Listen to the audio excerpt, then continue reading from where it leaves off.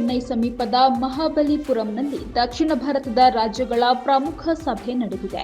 ಕೇಂದ್ರ ಗೃಹ ಸಚಿವ ಅಮಿತ್ ಶಾ ಅವರ ಅಧ್ಯಕ್ಷತೆಯಲ್ಲಿ ದಕ್ಷಿಣ ವಲಯ ಮಂಡಳಿಯ 31ನೇ ಸಭೆ ನಡೆಯಿತು.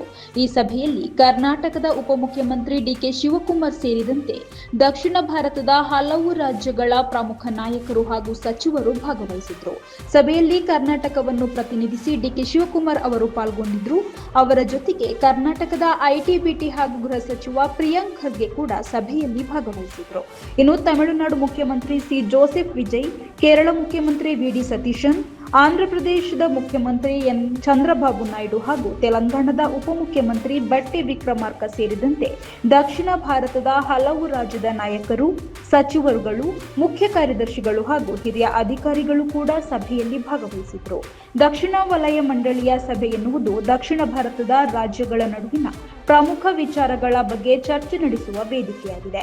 ರಾಜ್ಯಗಳ ನಡುವಿನ ಸಮನ್ವಯ, ಗಡಿ ವಿಚಾರಗಳು, ಮೂಲಸೌಕರ್ಯ, ನೀರು ಹಂಚಿಕೆ, ಆಂತರಿಕ ಭದ್ರತೆ ಹಾಗೂ ಅಭಿವೃದ್ಧಿಗೆ ಸಂಬಂಧಿಸಿದ ಹಲವು ವಿಷಯಗಳ ಕುರಿತು ಇಂತಹ ಸಭೆಗಳಲ್ಲಿ ಚರ್ಚೆ ನಡೆಯುತ್ತೆ. ಹೀಗಾಗಿ ಕರ್ನಾಟಕ ಸೇರಿದಂತೆ ದಕ್ಷಿಣ ಭಾರತದ ರಾಜ್ಯಗಳ ನಡುವೆ ಪರಸ್ಪರ ಸಹಕಾರವನ್ನು ಹೆಚ್ಚಿಸುವ ನಿಟ್ಟಿನಲ್ಲಿ ಈ ಸಭೆ ಮಹತ್ವ ಪಡೆದುಕೊಂಡಿದೆ. ವಿಶೇಷವಾಗಿ ಕರ್ನಾಟಕ ಮತ್ತು ತಮಿಳುನಾಡಿನ ನಡುವೆ ಕಾವೇರಿ ನೀರು ಹಂಚಿಕೆ ವಿಚಾರ ಚರ್ಚೆಯಲ್ಲಿರುವ ಸಂದರ್ಭದಲ್ಲಿ ದಕ್ಷಿಣ ಭಾರತದ ಪ್ರಮುಖ ನಾಯಕರ ಒಂದೇ ವೇದಿಕೆಯ ಸಭೆ ಕುತೂಹಲ ಮೂಡಿಸಿದೆ. ಒಟ್ಟಿನಲ್ಲಿ ಕೇಂದ್ರ ಗೃಹ ಸಚಿವ ಅಮಿತ್ ಶಾ ಅವರ ಅಧ್ಯಕ್ಷತೆಯಲ್ಲಿ ನಡೆದ ದಕ್ಷಿಣ ವಲಯ ಮಂಡಳಿಯ 31ನೇ ಸಭೆಯಲ್ಲಿ ಕರ್ನಾಟಕ ಸೇರಿದಂತೆ ದಕ್ಷಿಣ ಭಾರತದ ಹಲವು ರಾಜ್ಯಗಳ ನಾಯಕರು ಭಾಗವಹಿಸಿದ್ದು, ಪ್ರಾದೇಶಿಕ ಅಭಿವೃದ್ಧಿ ಮತ್ತು ರಾಜ್ಯಗಳ ನಡುವಿನ ಸಮನ್ವಯಕ್ಕೆ ಸಂಬಂಧಿಸಿದಂತೆ ಮಹತ್ವದ ವೇದಿಕೆಯಾಗಿತ್ತು.